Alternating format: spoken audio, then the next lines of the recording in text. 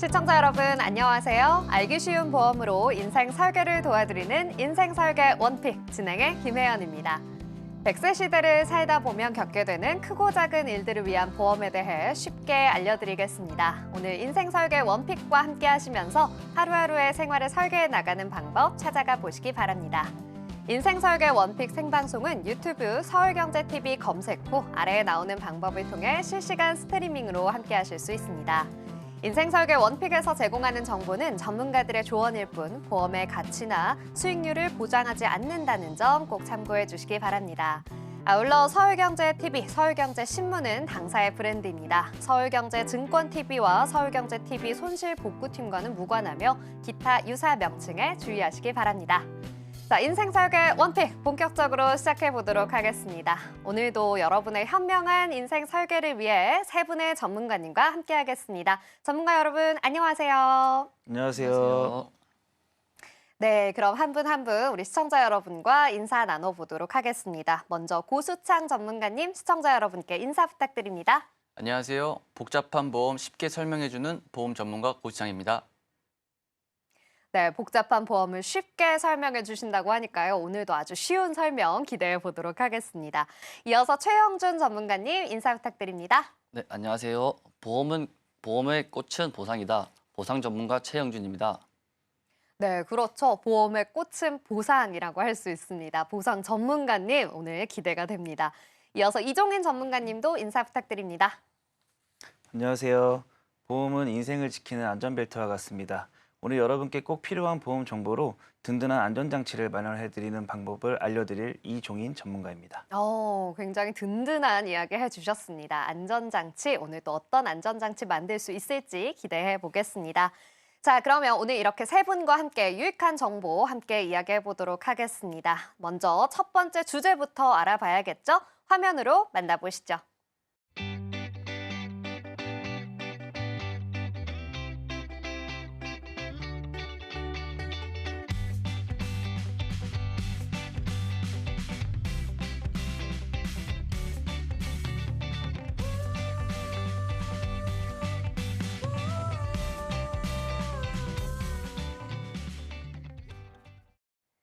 네, 오늘의 첫 번째 주제는 운전자 보험입니다. 관련해서는 고수창 전문가님과 함께 이야기해 보려고 하는데요.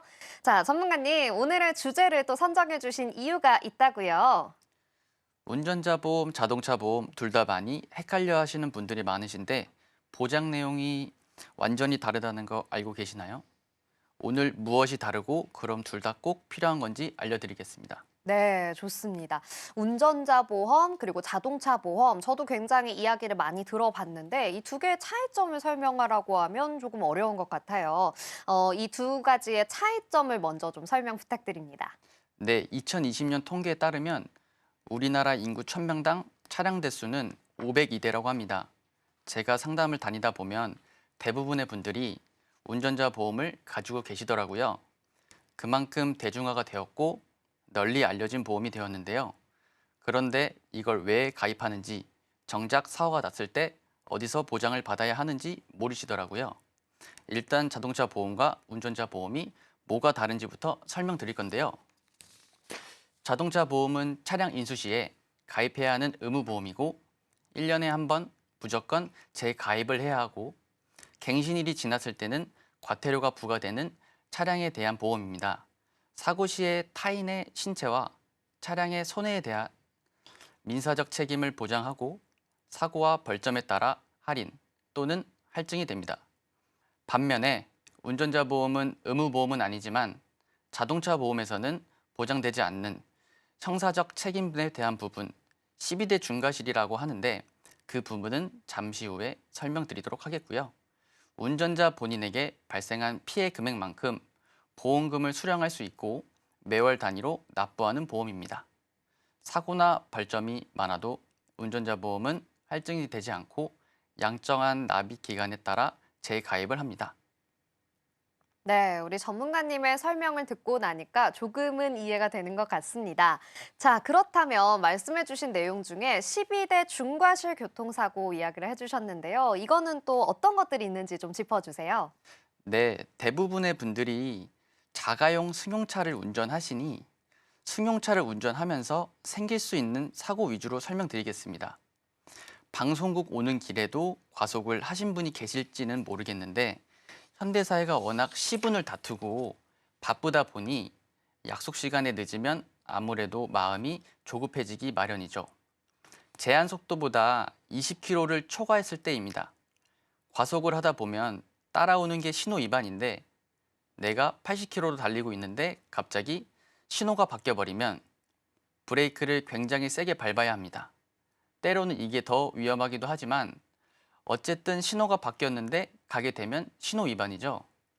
또 편도 1차선에 차량이 주정되어 있는 경우들이 많은데 이때 어쩔 수 없이 중앙선을 넘어가게 됩니다. 이런 경우에 사고가 나는 것도 해당되고요. 신호 위반, 앞지르기 위반, 횡단보도에서의 사고, 보도 침범, 그리고 운전자들이 가장 조심하는 게 어린이 보호구역에서의 사고입니다. 이 외에 생각보다 음주, 무면허, 뺑소니, 사고도 많습니다.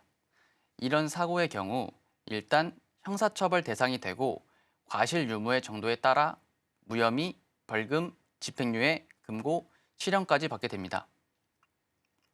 네, 이 이야기를 듣고 나니까 운전을 하는 게 정말 조심스럽게 느껴집니다. 사실 운전을 하다 보면 누구나 겪을 수 있는 사고잖아요. 그래서 내가 가해자가 될 수도 있고 또 피해자가 될 수도 있을 텐데 이런 경우에 좀 보장을 받을 수 있는 게 바로 운전자 보험이라는 말씀이시군요. 자, 그러면 자동차 보험은 차에 가입하는 거고요. 운전자 보험은 나 혼자만 좀 보장을 받는 건가요? 네, 그게 가장 큰 차이점입니다. 자동차 보험은 해당 차량의 수많은 사람들이 적용을 받을 수 있습니다. 1인 한정, 부부 한정, 가족 한정 이런 식으로 특정인을 지정해 놓게 되면 보험료를 저렴하게 가입할 수 있게 되고요. 회사나 법인 차량의 경우에는 만 26세 또는 30세 이상 누구나 운전으로 해서 나이를 충족하면 누구라도 보장을 받을 수 있는 것이 자동차 보험입니다. 반면에 운전자 보험은 내가 가입하면 내가 어떤 차량을 운전하던 간에 보장을 받을 수 있습니다. 내 명의의 차량뿐만 아니라 친구나 지인의 차량, 회사 차량, 부모님 차량, 명의에 상관없이 내가 운전을 하다가 사고가 나면 보장받을 수 있습니다. 예를 들어 내가 회사 차량으로 출장을 갔다가 사고가 났는데 운전자 보험을 가지고 있으면 회사가 나에게 아무것도 해주지 않더라도 나는 내 운전자 보험으로 보장받을 수 있습니다. 아직 구분이 어려우신 분들을 위해 직관적으로 보험료를 예시로 들어드릴게요. 자동차 보험은 1년에 한 번 내는 보험료이고 개인마다 사고나 이력이 천차만별이다 보니 보험료가 적게는 30만 원부터 많게는 300만 원 이상까지 굉장히 스펙트럼이 넓은 편입니다. 30년 무사고인 분도 계시지만 1년에 3번 이상 사고가 날 수도 있는 거니까요. 반면에 운전자 보험은 매월 납부하는 금액이고 운전자 보험 특약만 넣게 되면 영업용은 보통 3만 원 정도, 비영업용은 1만 원 정도대로 준비가 됩니다. 네, 그렇군요. 이렇게 보험료로 좀 예시를 설명해 주시니까 내가 내고 있는 금액이 운전자 보험인지 자동차 보험인지 좀 더 구분이 확실히 되는 것 같습니다. 자, 그런데요. 사실 주변에 운전자 보험 얼마나 내세요? 하고 물어보면 은근히 금액이 천차만별이더라고요. 누구는 10,000원대, 누구는 50,000원대, 또 어떤 분들은 10만 원까지도 낸다는 분들도 있고요. 이 많이 내는 게 조금 더 혜택이 많은 거라고 봐야 될까요, 전문가님? 역시 보험 방송을 진행하시다 보니 관심이 많으셔서 아주 좋은 질문 해주셨습니다. 네. 저도 다른 건 모르겠는데 운전자 보험 내 거는 5만 원짜리다, 10만 원짜리다 자랑하시는 분들이 있더라고요. 솔직하게 말씀드리면 그분들은 자랑할 일이 아니라 잘 모르셔서 불필요한 보험료를 내시는 거라고 볼 수 있습니다. 두 가지의 경우가 있는데요. 첫째는 적립금이라고 들어보셨을 텐데 은행으로 따지면 저축의 개념이라고 보시면 됩니다. 제가 앞서 운전자 특약은 영업용은 3만 원, 자가용은 1만 원이라고 말씀드렸는데 이 이상을 초과하는 금액은 운전자 보장이 아닌 적립금이라고 채워져 있다라고 보시면 됩니다. 특히나 내 운전자 보험료가 11,972원 이런 식으로 1원짜리까지 책정되어 있는 금액이 아닌 딱 2만 원, 3만 원, 5만 원 이렇게 0000으로 되어 있다면 100%입니다. 은행에서는 원금에 이자를 더해주지만 보험사에서는 내가 납부한 보험료에서 사업비를 일부 떼고 이자를 더해주고 보통 20년 갱신형으로 가입하시는데 적립금을 넣으신 경우 납입 기간이 만료되기 전에 해지를 하게 되면 해지 환급금이 원금도 나오지 않습니다. 그럼에도 불구하고 일부 설계사들은 고객들의 운전자 보험을 설계할 때 아무 설명도 하지 않고 이런 식으로 적립금을 넣는데요. 이렇게 되면 보험사와 설계사는 이득을 보지만 보험 가입자는 손해를 보게 됩니다. 따라서 굳이 적립금을 넣어서 보험료를 많이 내시는 것보다는 본인에게 필요한 보장을 보강하시거나 목돈을 모으고 싶으신 분들은 저축 상품에 가입하시는 것이 훨씬 현명한 선택이라고 말씀드릴 수 있습니다. 네, 그렇군요. 그러면 결국 이 5만 원, 10만 원 이렇게 좀 큰 금액을 내고 계시는 분들은 조금 손해를 본다라고 볼 수 있겠습니다. 자, 그렇다면 이 운전자 보험은요, 가입하게 되면 쭉 가면 되는 건가요? 아닙니다.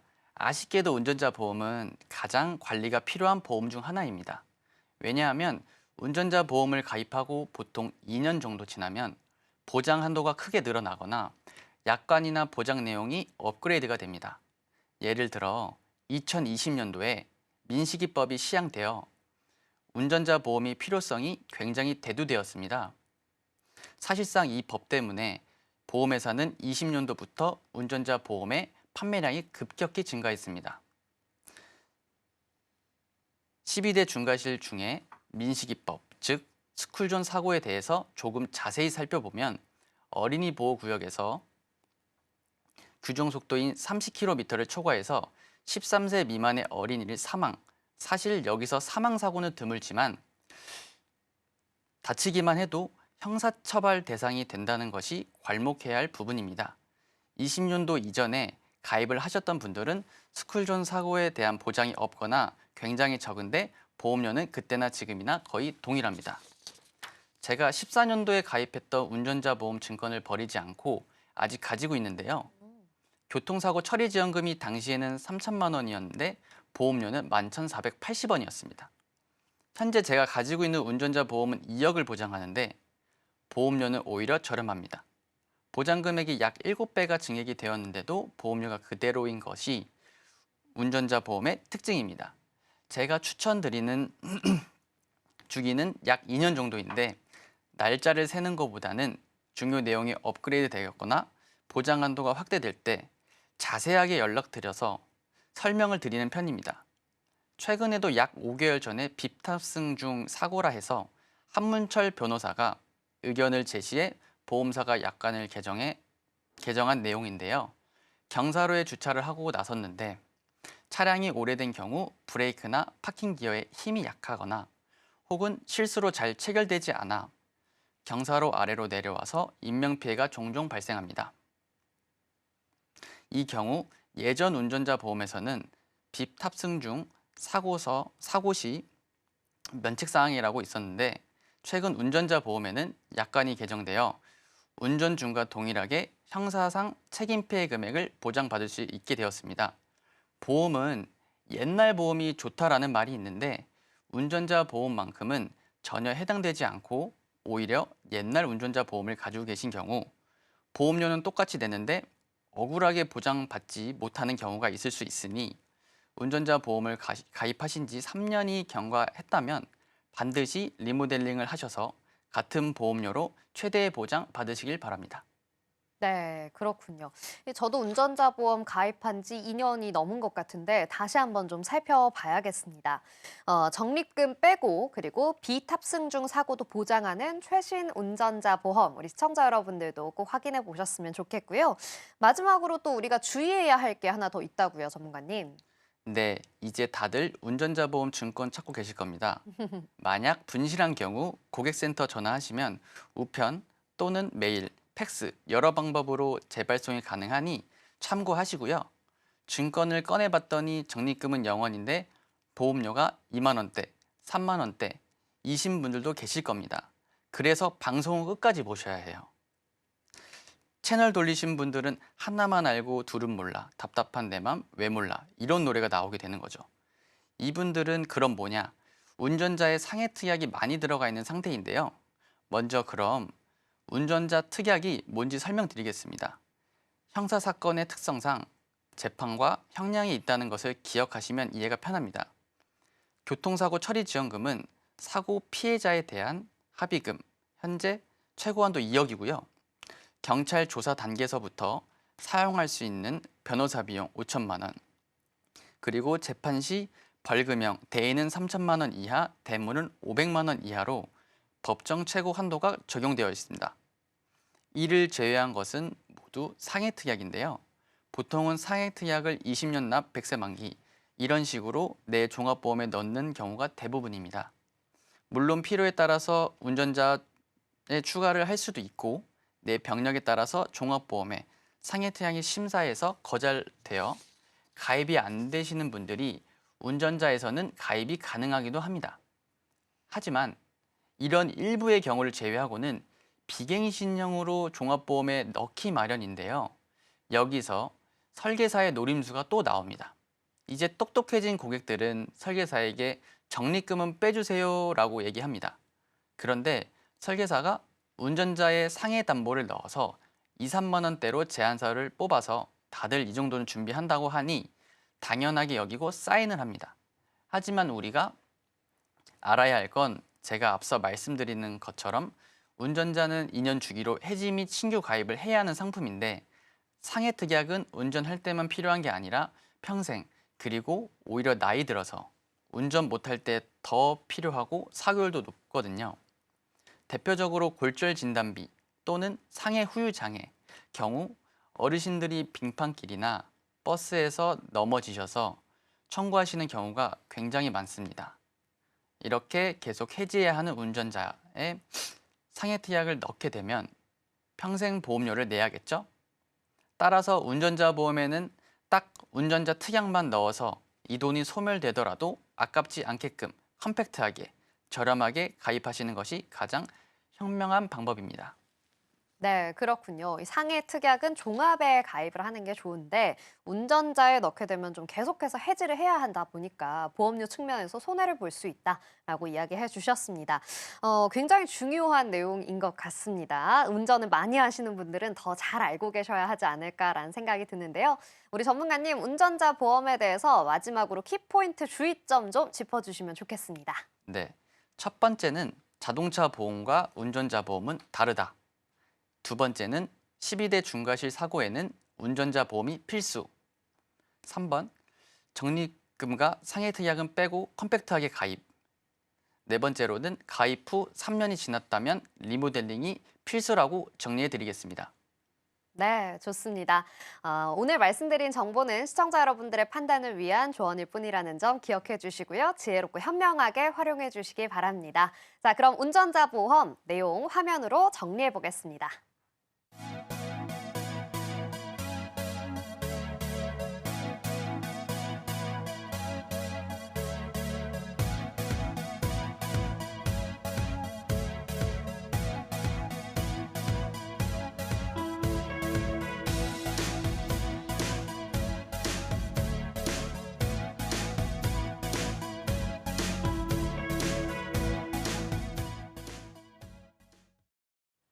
네, 오늘의 첫 번째 주제 함께 이야기해봤는데요. 운전자 보험에 대해서 아주 꼼꼼하게 살펴봤습니다.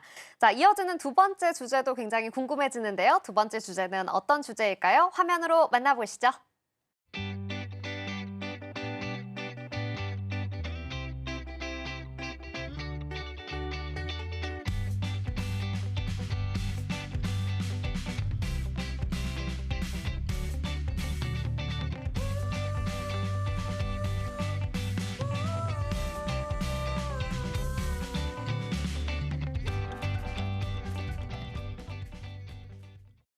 네, 오늘의 두 번째 주제는 바로 상해보험입니다. 앞서 운전자 보험 이야기 해주시면서 상해보험 이야기도 잠시 나왔던 것 같은데요. 이번에 조금 더 자세하게 살펴보도록 하겠습니다. 자, 상해보험 관련해서는 우리 최영준 전문가님과 함께 이야기해보려고 하는데요. 전문가님, 오늘의 주제 선정 이유는 또 어떻게 되실까요? 네, 제가 생각하는 보험은 지킬보에 험할 험자를 써서 언제 어떤 일이 발생해서 내가 다치고 목돈이 나가는 일이 생겼을 때를 대비하여 보험을 든다고 생각합니다. 드라마나 영화에서도 이건 보험이야? 라고 하시는 거 보였을 텐데요. 혹시 모를 일에 대해 대비해야 한다는 뜻으로 많이들 말하잖아요. 그래서 미래를 위하여 어떠한 상황에도 손해보지 않고 미리 준비를 하셔야 합니다. 네. 이 큰 질병들에는 좀 대비해서 보험을 드는 걸 당연하게 좀 생각을 하는데요. 이 상해로 인한 보험을 따로 준비하는 것은 조금 생소한 느낌이 듭니다. 자, 이 상해 보험 꼭 필요한 걸까요, 전문가님?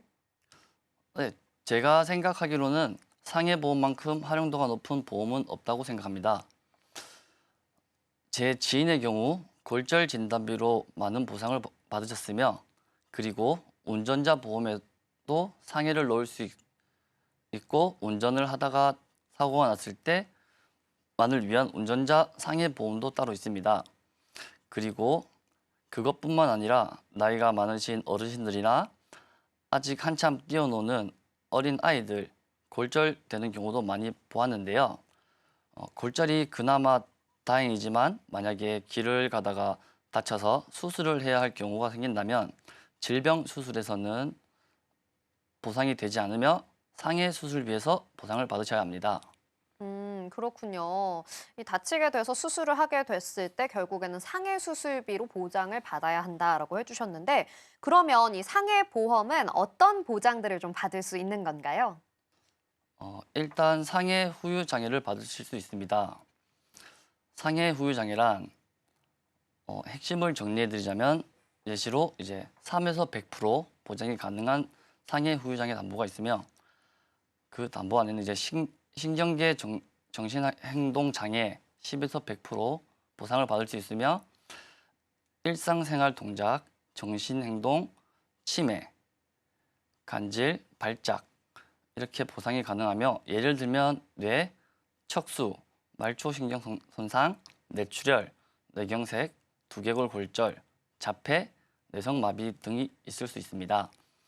그리고 이제 눈의 장애로 넘어가면 5에서 이제 100% 보장이 가능하며 시야 장애 또는 한쪽 눈 멀었을 시에 50%가 보상이 가능하며 예를 들자면 외상성 백내장 또는 황반변성 등의 치료를 받을 수 있습니다.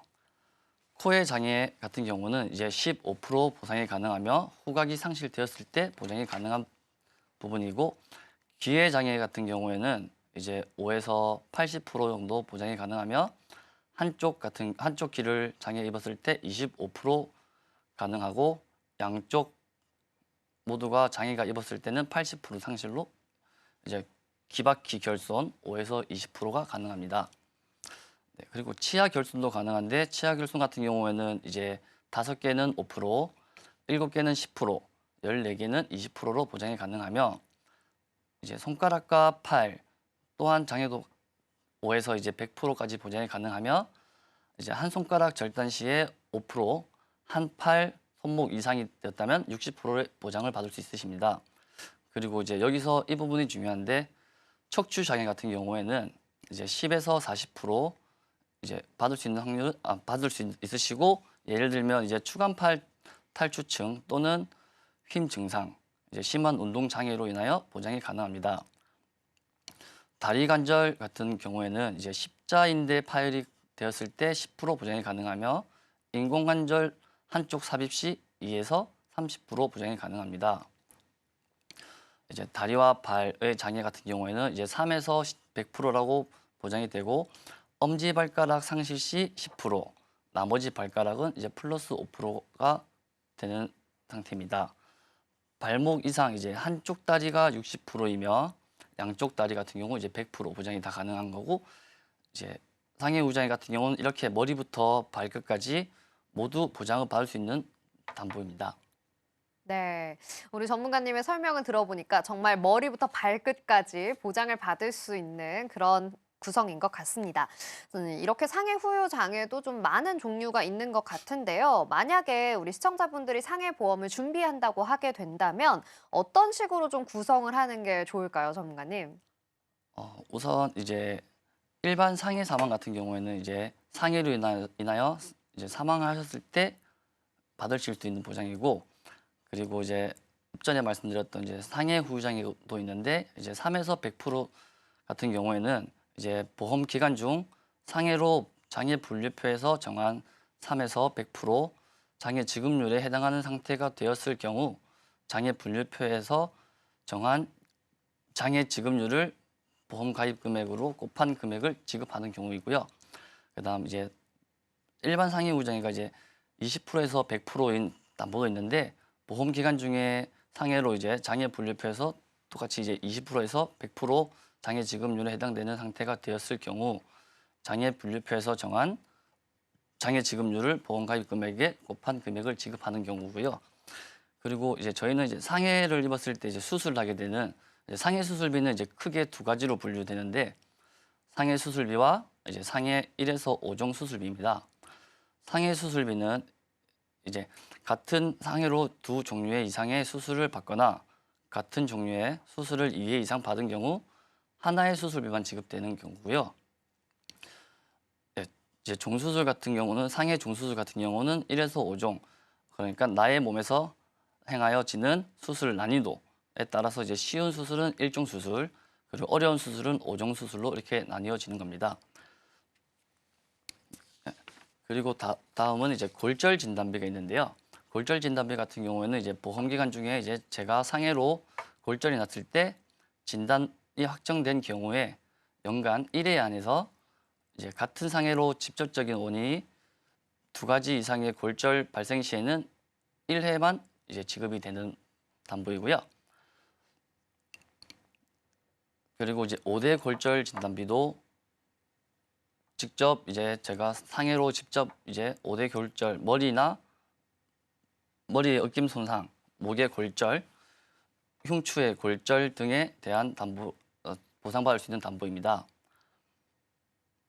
그리고 이제 저희가 있는 게 깁스 치료비가 또 담보에 들어가는데, 깁스 치료비 같은 경우에는 이제 보험 기간 중에 상해 또는 진단 확정된 질병으로 깁스 치료 시 이제 매 사고 시마다 보장이 가능하고, 단 석고 붕대 또는 섬유 유리 붕대로 고정할 시에는 부분의 일측면 또는 양측면에서 착용시키고 대주하는 치료는 제외되는 경우입니다. 그리고 깁스 치료 말고 이제 화상 진단비도 저희는 있는데, 화상 진단비 같은 경우에는 이제 상해로 직접적으로 이제 화상 분류표에 정한 화상에 해당되고 심재성 2도 이상의 화상이 진단된 경우 매 사고 시마다 보장이 되는 경우고요. 상해 흉터 이제 상해로 화상 수술하시거나 이제 흉터가 났을 때 흉터 복원 수술도 있는데, 흉터 복원 수술비 같은 경우에는 이제 보험 기간 중에 발생한 급격하고도 우연한 외래의 사고로 병원 또는 의원 등의 치료를 받고 그 직접적인 결과로 인하여 안면부, 상지, 하지, 외형상의 반흔, 흉터, 추상장애, 신체 기형,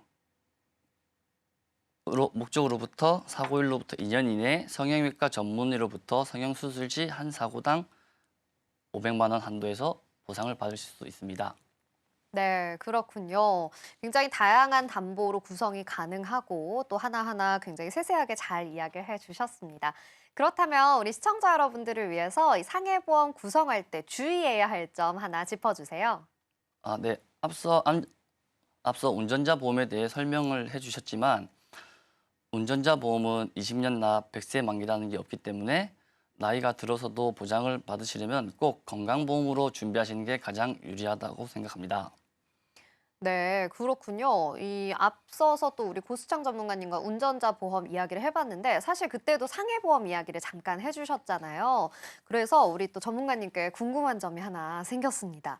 이 상해보험을 운전자 보험으로 준비하는 게 별로 좋지 않다라고 우리 고수창 전문가님을 이야기해 주셨는데 전문가님은 어떻게 구성하는 게 좋다고 생각하세요? 저도 같은 생각이지만 이제 혹시나 이제 상해 쪽으로 이제 병력이 많으셔서 이제 가입이 힘드시거나 가입이 안 되는 경우가 많으신데 그럴 때는 이제 운전자 보험에 상해 담보를 채워 준비하시는 게 저는 좋다고 생각합니다. 네, 그렇군요. 내가 혹시나 이 건강종합보험으로 가입이 어려울 경우에는 운전자 보험으로도 가입이 가능하니까 여러분께서도 꼭 확인해 보셨으면 좋겠습니다.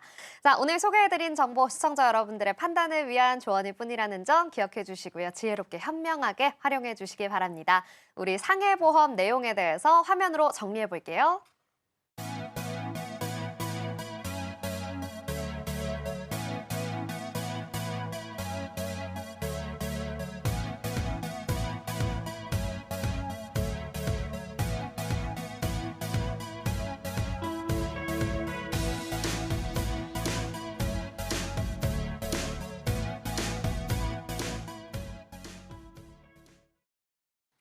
네, 이렇게 두 번째 주제까지 함께 만나봤습니다. 우리 시청자 여러분께서도 잘 참고해 주셨으면 좋겠네요. 자, 어느새 마지막 주제만을 앞두고 있는데요. 마지막 세 번째 주제는 또 어떤 내용일까요? 화면으로 만나보시죠.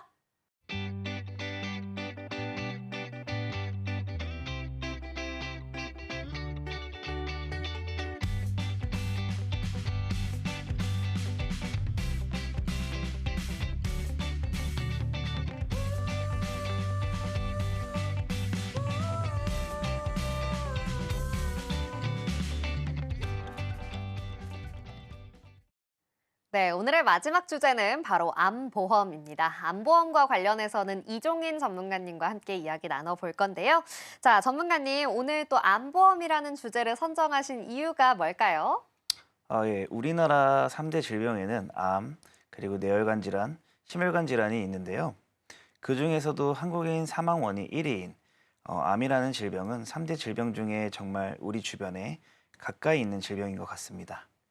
보통 내 주변에 가족이나 친척, 그 지인이나 뭐 멀리까지 가지 않더라도 지인 중에 지인 정도 중에서만 봐도 암 관련 질병을 겪어보신 분들을 찾아볼 수가 있고요. 그 드라마나 영화에서도 많이 언급되는 질병입니다. 그렇기 때문에 암이라는 질병은 우리나라 사람들에게는 나에게도 언제든지 찾아올 수 있는 질병이라는 이미지가 강합니다. 그래서 정말 보험에 관심 없으신 분들도 암보험 하나쯤은 가지고 계시는 경우가 많습니다.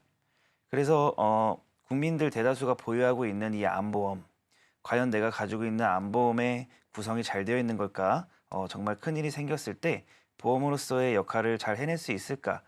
이러한 궁금증을 해결해 드리기 위해서 오늘의 주제를 암보험으로 정해봤습니다. 네, 맞아요. 사실 주변에 아직 보험에 큰 관심이 없는 분들도 그래도 암보험은 하나씩 꼭 가지고 계시는 것 같더라고요. 자, 그러면 오늘 본격적으로 또 암보험에 대해서 이야기해 주신다고 했으니까요. 좀 자세하게 설명을 부탁드리겠습니다. 네. 예전에는 누가 암에 걸렸다는 이야기를 들으면은 사망이라는 단어가 같이 따라 붙었지만 최근 의료기술의 발달로 암 환자의 생존율은 매년 증가하고 있습니다. 위 자료는 국가암 등록자료에서 1993년부터 2019년까지 암 진단을 받은 환자 중 통계청 사망자료와 행정안전부 주민등록 전산망에서 2020년 12월 31일까지 생사가 확인된 약 300만 명에 대한 생존율을 분석한 자료입니다. 최근 5년간 발생한 암 환자의 5년 생존율은 70.7%로 10명 중 7명 이상은 5년 이상 생존하는 것으로 추정되었습니다. 이 수치는 1993년부터 1995년 발생한 암 환자의 생존율 42.9%와 비교했을 때 무려 27.8%나 증가한 수치라는 것을 알 수 있습니다. 남녀별 생존율은 남자가 64.5%, 여자가 77.3%로 여성이 더 높게 나왔는데요. 이는 생존율이 높은 갑상선암 그리고 유방암이 여성에서 남성보다 좀 더 많이 발생을 하기 때문으로 추정이 됩니다. 그렇군요. 그런데 이 말씀해주신 내용을 들어보면요. 암 환자분들의 생존율이 올라갔다는 거잖아요. 그러면 사실 좋은 점 아닐까요, 전문가님? 그렇죠. 네. 암 환자분들의 생존율이 올라갔다는 점은 매우 좋은 점이지만 예전과는 다르게 지금 암이 무서운 이라는 병 자체도 있지만 암 치료 기간 동안 발생하는 병원비가 이제 더 무섭다라고 표현할 수 있습니다. 암 진단을 받게 되면은 환자의 90% 이상이 항암 치료나 수술을 받게 됩니다. 항암 치료 같은 경우에는 매 치료 시마다 500에서 1000만 원 정도의 치료비가 나오는데요. 실비보험으로 처리하면 되지 않나라고 생각하는 분들이 많이 계십니다. 하지만 항암 방사선 치료는 보통 상급 종합병원에서 통원 치료로 진행되는 경우가 대부분이기 때문에 실비 한도가 굉장히 작아서 환자 개인이 거의 모든 치료비를 부담을 떠안게 됩니다. 그리고 치료를 위한 휴직이나 퇴직으로 인해서 소득 단절 등을 생각했을 때 생활비에도 부담이 가게 되는 경우가 굉장히 많습니다. 네, 그렇죠. 사실 이 암이라는 무시무시한 병을 진단받은 것도 너무나 무서운데 여기에 항암 치료 한 번에 1000만 원까지 치료비가 지출이 된다면 부담이 정말 클 것 같습니다. 거기에 이 치료 기간 동안 발생되는 소득 단절까지 생각을 해보면요. 정말 이 암 환자분들은 너무나 걱정이 많이 드실 것 같은데요. 이렇게 좀 치료비가 많이 들게 되는 표적 항암 치료, 이 항암 치료에 대해서 좀 자세히 설명을 부탁드려도 될까요? 예. 표적 항암 치료란 말 그대로 암세포만을 표적으로 하여 공격하는 그런 항암 치료 방법입니다. 기존 항암 치료와는 달리 정상 세포에는 영향을 미치지 않기 때문에 흔히도 알고 있는 구토, 그리고 탈모, 식욕 부진, 체중 감소 등의 부작용이 덜할 뿐만 아니라 몸속 면역 체계나 그리고 신체 기능 유지 회복에 도움을 주는 치료법입니다. 이 표적 항암 치료를 하기 위해서는 우선 조직 검사나 수술로 종양을 떼어내고 그 특성을 파악해서 유전자의 돌연 변이를 찾아내고 그 돌연 변이에 대한 표적으로 작용하는 항암제 약물을 투여하는 방식으로 치료가 진행됩니다. 따라서 같은 종류의 암이라도 유전자의 특성에 따라 다른 종류의 약이 사용될 수도 있습니다. 몇 가지 암을 예시로 표적 항암제와 비용에 대한 표를 가지고 왔습니다. 네, 유방암에 쓰이는 표적 항암제의 종류는 약 3가지인데요. 한번 치료받을 때마다 적게는 180만 원부터 많게는 500만 원까지 이 치료를 많게는 28번 동안 받아야 하기 때문에 총 치료비는 약 3천만 원에서 6천만 원 정도 나오게 됩니다. 폐암의 경우에는 비용이 더 만만치 않은데요. 치료비가 최대 7,500만 원까지 발생하는 경우도 있습니다. 이런 표적 항암 치료에 사용되는 표적 항암제는 대부분 비급여 항암제이기 때문에 우리 건강보험의 지원을 받을 수가 없습니다. 때문에 환자 본인이 이 치료비를 100% 부담해야 되는 상황입니다. 네, 그렇군요. 이 비급여 치료이기 때문에 100% 부담을 해야 한다. 정말 부담이 될 것 같은데 그러면 이런 항암 치료도 좀 보험으로 준비를 미리 할 수 있을까요? 예, 맞습니다. 암보험에는 암 치료비 관련 특약이 있는데요. 진단비는 내가 진단만 받아도 지급이 되는 담보입니다. 그렇기 때문에 보험료가 상대적으로 많이 비싸다라고 할 수 있는데요. 그렇기 때문에 진단비도 중요하지만 우리가 진단을 받고 치료를 받을 수 있는 상대적으로 저렴한 암 치료비 관련 담보를 특약으로 구성하여서 보험 준비를 하시는 것을 추천드립니다. 특히 2019년 12월 이전에 가입하신 분들께서는 암보험에는 이 특약이 없기 때문에 한 번쯤은 전문가에게 상담을 받아보시는 걸 추천드립니다. 네, 그렇군요. 암보험은 암 진단비와 함께 또 치료비도 함께 구성을 하라라는 말씀 잘 들었습니다.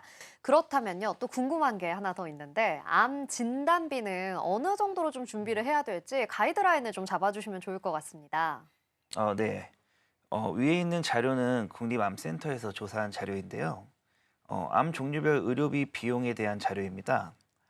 주요 암 중 간암이 가장 많은 비용인 6,600만 원 정도 필요하고요. 췌장암이 한 6,300만 원, 폐암이 4,600만 원 정도 비용이 들어가는 것을 알 수 있습니다. 앞에서도 말씀드렸듯이 치료비도 치료비지만 치료 기간 동안 발생하는 소득 단절 등을 고려했을 때 우리의 생활비 이런 것들이 부족할 수도 있기 때문에 연봉의 한 2배 정도 를 준비하시라고 추천드리고 있습니다. 그렇군요. 말씀해주신 비용을 들어보니까 정말 금액이 크네요. 뭐 6,600만 원, 4,600만 원. 듣기만 해도 정말 손 떨리는 금액이 아닌가 싶은데요. 자, 연봉의 2배 정도를 준비하라라고 이야기를 해주셨습니다. 그러면 좀 아마 저 같은 시청자분들 많이 계실 거예요. 이렇게 이야기를 듣다 보니까 어떡하지? 나 너무 걱정되는데 해서 이제라도 준비를 좀 해봐야겠다 하시는 분들이 계실 것 같은데 지금 보험을 가입하면 바로 좀 보장을 받을 수 있는 걸까요? 그렇진 않고요. 암보험은 이제 면책 기간과 감액 기간이라는 게 존재를 하는데 면책 기간은 보통 보험 가입 후 90일 이내에 90일 동안은 보상을 받지 못하는 기간을 말하는 거고요. 그리고 감액 기간은 보통 보험 가입 후 1년에서 2년 동안 보험금을 50% 정도 감액하여 지급받는 기간을 말합니다. 이러한 기간이 있는 이유는 역선택을 방지하기 위한 방법으로 예를 들어서 이제 내가 암의 증상이 너무도 명확해서 다음날 암보험을 최대 한도로 가입을 한 다음 다음날 병원에서 암 진단을 받은 후 바로 보험금을 청구하는 이러한 종류의 보험 사기를 방지하기 위한 조항이고요. 하지만 이러한 극소수의 나쁜 케이스가 발생하지 않기 위해서 만든 조항이 대부분에는 이제 선량한 고객들께서 가입하시기에는 큰 걸림돌이 되고는 했습니다. 네. 예를 들어 뭐 건강검진이 예정되어 있는 분 같은 경우가 이에 해당이 되겠죠. 그런데 최근 A사를 시작으로 하여 감액 기간을 적용하지 않는다거나 면책 기간을 적용하지 않는 그런 보험 상품들이 출시되고 있습니다. 이러한 보험은 오늘 가입하고 내일 암 진단을 받는다고 해도 암 진단비를 바로 지급받으실 수가 있습니다. 네, 건강검진을 앞두고 있거나 또는 기존 보험을 해지하고 새로운 보험을 가입하려고 해도 면책기간 또는 감액기간이 걱정되어서 고민이셨던 분들에게 정말 희소식일 수 있습니다. 네, 그렇군요. 진짜 희소식이 아닐 수 없겠다라는 생각이 듭니다. 그런데 제가 알고 있기로는요, 전문가님, 이 네. 암보험은 워낙 또 보장 금액이 크다 보니까 최초 1회만 보장된다라고 알고 있어요. 이게 맞는 말일까요? 맞습니다. 그 이유는 과거의 암은 평생 한 번 걸리는 병이었기 때문인데요. 그렇다 보니 과거의 암 진단비는 그냥 암 진단비 딱 한 개였습니다. 아, 네. 어떠한 암에 걸리든 여러 부위의 암이 동시에 발병되어도 진단비는 최초 1회만 지급이 되었습니다. 하지만 이제는 암을 평생 관리해야 하는 시대에 접어들었기 때문에 첨단 의료기술의 발달과 함께 암 치료 기술이 좋아지면서 암 환자의 생존율이 계속해서 높아지고 있기 때문인데요. 그렇다 보니 첫 번째 암이 완치된 후에도 두 번째 암이 또 발병되는 경우도 있습니다. 네. 그리고 다른 기관으로 전이되는 경우도 많고요. 그렇기 때문에 각 보험사에서도 현재 시대에 맞게 암 진단비를 변화시키고 있습니다. 네. 바로 통합암 진단비라는 담보인데요. 암을 한번 진단받고 나서 새로운 암이 다시 발병한다던가 암이 전이가 된다 했을 때 각각 암 진단비를 여러 번 받을 수 있는 담보를 통합암 진단비라고 합니다. 정말 파격적인 내용인 것 같습니다. 통합암 진단비 우리가 꼭 한번 챙겨봐야 할 것 같은데 말씀해주신 내용 중에서 다시 또 재발이 되거나 전이가 되는 경우를 말씀해주셨잖아요. 이렇게 진짜 암을 여러 번 진단받는 경우가 좀 흔한 일인가요? 최근에는 이제 암으로 진단받으신 분들 중에서 상당수가 전이암을 함께 진단받는다고 합니다. 2019년도 암 등록 통계치에 따르면 암 환자의 약 50%는 전이암 환자라고 하는데요. 처음으로 발생하는 원발암에 대한 준비도 굉장히 중요하지만 우리가 암 발병 후에 다른 부위로 전이가 되거나 또는 재발했을 경우에 대비해서 암 진단비를 더 준비해 주셔야 되는데요. 기존에 내가 가지고 있는 암 진단비는 최초 1회 보상을 해주기 때문에 이제는 보장을 2중, 3중으로 안전하고 철저하게 준비하시는 게 더 좋을 것 같습니다. 네, 서구화된 식습관 등으로 인해서 과거에는 이제 우리 고령자가 진단을 받는 암을 이제는 20, 30대가 많이 진단을 받고 있습니다. 그렇기 때문에 암 진단비뿐만 아니라 암 치료비 특약, 암 수술비 등을 가성비 좋게 준비하셔서 내가 만약 암 진단을 받더라도 금전적으로 든든하게 보장받을 수 있게 이번 기회에 전문가를 통해서 꼼꼼하게 보험 점검을 받아보시길 추천드립니다. 네, 그렇군요. 저도 좀 점검을 받아야 될까 하는 생각이 드는데요. 자, 그럼 마지막으로 전문가님, 우리 시청자분들께 암보험 준비할 때 주의점 좀 짚어주시면 좋겠습니다. 네. 이제 우리가 보험이라고 생각하면은 굉장히 어렵게 생각을 하거든요. 왜냐하면 담보들도 굉장히 많고 내가 뭘 준비해야 될지 모르겠고 그렇기 때문에 어렵다고들 생각을 하시는데요. 제가 암보험으로 예를 들어드리자면 우리가 병원에 가서 암을 진단받았을 때 우린 진단비 담보를 받을 수 있게 되죠. 그렇죠?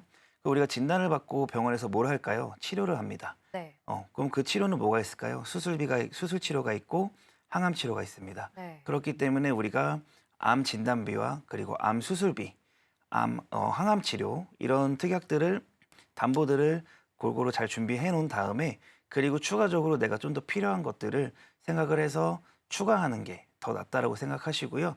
뭐든지 이제 현재 내가 내는 보험료가 부담되지 않게 그렇게 준비하시는 것을 추천드립니다. 전문가님께서 이렇게 딱 병원에 우리가 갔을 때 이렇게 순차적으로 생각을 하면서 짚어주시니까 더 정리가 잘 되는 것 같습니다.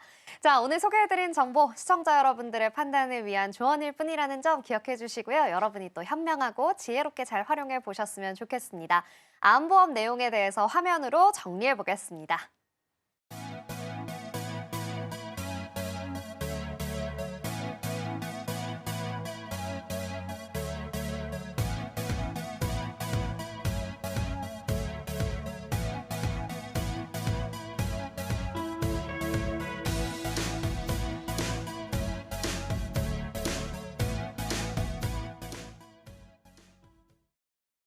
네, 이렇게 해서 세 번째 주제까지 함께 만나봤습니다. 오늘 정말 이 전문가님 세 분께서 우리 유익한 정보를 또 나누어 주셨는데요. 시청자 여러분께 많은 도움이 되는 시간이었으면 좋겠습니다. 우리 전문가 여러분, 오늘 너무나 고생 많으셨습니다. 감사합니다. 감사합니다. 네, 오늘 인생설계 원픽에서 소개해드린 정보는 시청자 여러분들의 투자 판단을 위한 조언이라는 점 명심해 주시기 바랍니다. 지혜롭게 잘 활용해 주시면 감사하겠습니다. 인생설계 원픽에서 제공하는 정보는 전문가들의 조언일 뿐 해당 보험의 가치나 수익률을 보장하지 않는다는 점 기억해 주세요. 서울경제TV, 서울경제신문은 당사의 브랜드입니다. 서울경제증권TV와 서울경제TV 손실복구팀과는 무관하다는 점 기타 유사 명칭에 주의해 주시기 바랍니다. 자, 오늘 방송 서울경제TV 홈페이지와 또 서울경제TV 유튜브 채널을 통해서 다시 보기 하실 수 있습니다. 인생설계 원픽, 오늘 저희가 준비한 내용은 여기까지입니다. 시청자 여러분, 고맙습니다.